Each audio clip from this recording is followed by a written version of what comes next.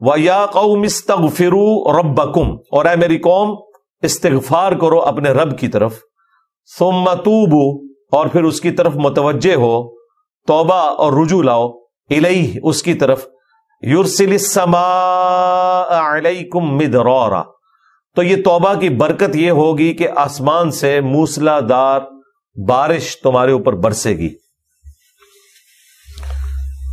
اگلے زمانوں میں تو آپ کو پتا ہے کوئی ٹیکنالوجی کا تو لوگ نہیں کھا رہے تھے نا، اس وقت تو سورس آف انکم اور زندگی گزارنا اسی بارش کے اوپر، جو بارانی ایک معاملہ ہوتا تھا، زمین اگاتی تھی، آپ کھاتے تھے، 2 وقت کی اپنی روٹی پوری کرتے تھے، اور رات کے وقت سو جاتے تھے، پھر صبح اٹھ کے وہی مشقت۔ آج تو زندگی بالکل بدل چکی ہے نا جی، آج جو ذریعہ معاش ہے وہ بالکل ڈیفرنٹ ہو چکا ہے۔ آج جو ہمیں تکلیف معاش کی کاٹنی پڑ رہی ہے، پہلے یہ والی نہیں تھی۔ آپ یوسف علیہ السلام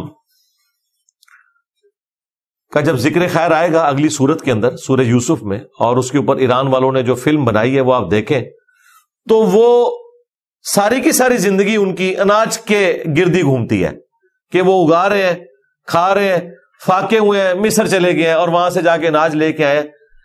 نہ کوئی انٹرنیٹ ہے، نہ کوئی گاڑی ہے، نہ کوئی اسمارٹ فون ہے، نہ کوئی گیس کا کنیکشن ہے، نہ کوئی بجلی کا کنیکشن ہے، یعنی کتنی سادہ سی زندگی ہوا کرتی تھی۔ اور یہ بھی نہیں ہے کہ کوئی نوکری کرنے کے لیے کراچی سے لاہور آیا ہوا ہے اور لاہور والا بیچارہ کراچی گیا ہوا ہے، اور اس کی وجہ سے ٹرینیں چل رہی ہیں، بسیں چل رہی ہیں، ہوائی جہاز کا سفر لوگ کر رہے ہیں۔ جو جدھر پیدا ہوا ہے وہ ادھر ہی زمین کے اوپر ہل چلاتا ہے، اپنے حصے کی گندم اگاتا ہے اور اس کو پیس کے 2 وقت کی اپنی روٹی پوری کرتا ہے، پورا دن مشقت کرتا ہے وہ اسی زمین کے اوپر یا مویشیوں کے اوپر، اور اس سے دودھ حاصل کرتا ہے، سادہ سی زندگی گزار رہا ہے۔ اتنی سکون کی زندگی تھی۔ وہ ہمارے استاد اشفاق احمد صاحب نے بڑی اچھی بات کی تھی، ان کا دنیا میں سکون چاہتے ہو تو دعا کرو کہ یہ پٹرول دوبارہ زمین میں واپس چلا جائے، باہر نہ نکلے۔ اور حقیقت بات ہے کہ یہ ساری کی ساری بے سکونی اس ٹیکنالوجی کی وجہ سے ہوئی ہے۔ جہاں اتنی آسائش ہے اس ٹیکنالوجی کی، بے سکونی میں بھی اضافہ ہوا ہے۔ سب سے بڑی بے سکونی پتہ کیا ہے؟ میرے کو ٹائم کوئی نہیں۔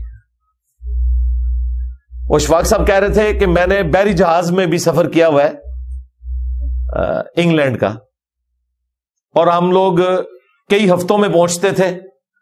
بحری جہاز میں بھی کھلا ٹائم ہوتا تھا، کوئی کام کرنے والا ہی نہیں ہے، گپ شپ مارنی ہے، کوئی کلمی کام کرنا ہے وہ آپ کر لیں۔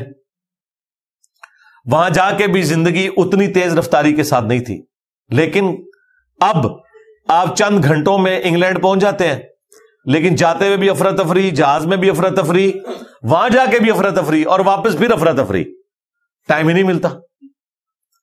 اس کی پریکٹیکل مثال آپ نے دیکھنی ہے، آپ روڈ کے اوپر دیکھیں کہ روڈ کے اوپر ہمارے نوجوان بڑی تیزی کے ساتھ موٹر بائک چلا رہے ہوتے ہیں، اس لیے نہیں کہ انہوں نے جلدی کالج پہنچنا ہے، یونیورسٹی پہنچنا ہے یا پڑھنا ہے، نہیں، اس لیے کہ انہوں نے اپنے دوستوں کو ٹائم دیا ہوا ہے کہ فلاں ہوٹل پہ بیٹھ کے ہم نے آدھے پونے گھنٹے گپے مارنی ہے اور 15 منٹ لگا کے دودھ پتی کا ایک کپ پینا ہے۔ اس کے لیے انہیں 100 کی سپیڈ پہ موٹر بائک چلانا پڑتا ہے، وہ چلائیں گے چاہے وہ ہوٹل تک نہ پہنچ سکیں، قبرستان ہی پہنچے وہاں سے۔ تو اتنی تیزی کس چیز کی؟ اس میں سے نکل تو کچھ بھی نہیں رہا۔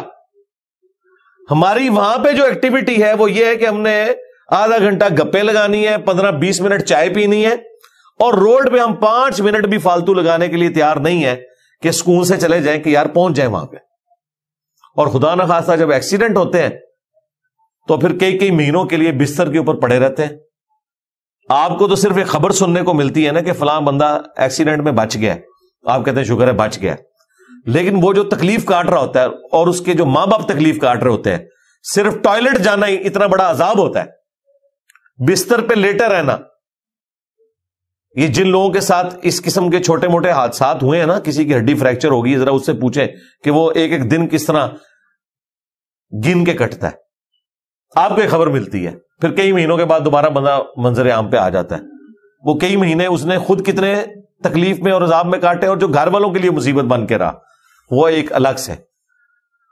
تو پہلے زمانوں میں کیا سکون ہوا کرتا تھا، 2 وقت کی روٹی، اور وہ چیز آپ کو یہاں پہ سمجھ آئے گی کہ انہیں کیا بات کی جا رہی ہے کہ اللہ کی طرف توبہ لاؤ، اس کی طرف رجوع لاؤ، تو دیکھو وہ آسمان سے موسلا دار بارش تمہارے لیے نازل کرے گا، تمہارا رزق.